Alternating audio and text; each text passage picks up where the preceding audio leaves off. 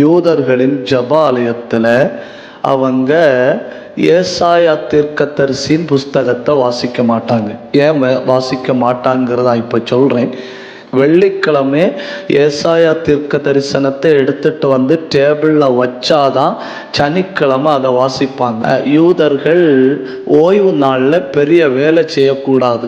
ஏசாயா தீர்க்க தரிசியின் புஸ்தகம் அப்படிங்கிறது கொஞ்சம் பெரிய வேலை. 27 கிலோ உள்ள புஸ்தகத்தை அந்த ஜப ஆலயத்தின் பின்னால இருக்கிற அறையிலிருந்து எடுத்து ஜப ஆலயத்துல வாசிக்கிற மேஜையில கொண்டு வைப்பது ஒரு பெரிய வேலை ஆனதுனால ஏசாயா தீர்க்கதரிசியின் புஸ்தகத்தை சனிக்கிழமை வாசிக்கணும்னா வெள்ளிக்கிழமையை கொண்டு வைப்பணும். ஒரு தடவை இயேசு கிறிஸ்து ஜபாலயத்துல பேச அழைக்கப்படுறாரு. அழைக்கப்படும்போது இயேசு கிறிஸ்து ஜபாலயத்துல வந்து நிற்கிறாரு. ஜபாலயத்துல வந்து மேடையில ஏறுவதற்கு முன்னே ஜபாலய தலைவனுடைய வீட்டுக்கு போகணும். அந்த ஜபாலய தலைவர் என்ன பண்ணுவாருன்னா, அன்னைக்கு ஓய்வு நாள்ல பேச போகிற ஆளுடைய தலையில ஒலிவ எண்ணெய் ஊற்றுவார். அந்த ஒலிவ எண்ணெய் அந்த தலை மொத்தம் நனைஞ்சு அப்புறம் கண்ணுல பாஞ்சு, இந்த கண்ணுல பாஞ்சு மூக்கு வாய் வழியா அது ஒழுகும். அப்புறம் அந்த தைல எண்ணெயை கொஞ்சம் எடுத்து 2 காதுலையும் தொட்டு விடுவாரு. இந்த தொட்டு விட்ட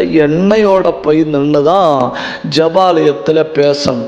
ஏன்னா அப்படி அந்த எண்ணெயோட நின்று ஜபாலயத்துல பேசினாதான் பார்த்து கொண்டிருக்கிற யூதர்கள் புரிந்து கொள்வார்கள், ஓ இவர் பேசுகிறதெல்லாம் ஆவியானுடைய சத்தம். இப்ப இயேசு போய் நிற்கிறாரு. எல்லாரும் பார்க்கணும். காதுல எண்ணெயை காணோம், கண்ணுல எண்ணெய் இல்லை, தலைமுடியில எண்ணெய் சுத்தமா இல்லை. அப்ப இவங்களுக்கு ஒரு சந்தேகம் வந்துட்டு, இது ஆவியானவர் பேசலையோ அப்படிங்கிற ஒரு எண்ணம் வந்த உடனே இயேசு கிறிஸ்து அடுத்த ஒரு குண்டை தூக்கி போடுறாரு. ஏசாயா தீர்க்க தரிசனத்தை எடுத்துட்டு வா.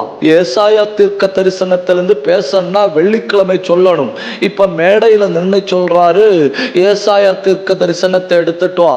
பயந்து போன அந்த வேத புஸ்தகத்தை பாதுகாக்கிறவன் கொண்டு வந்து கொடுக்கிறான். வாசிச்சாரு.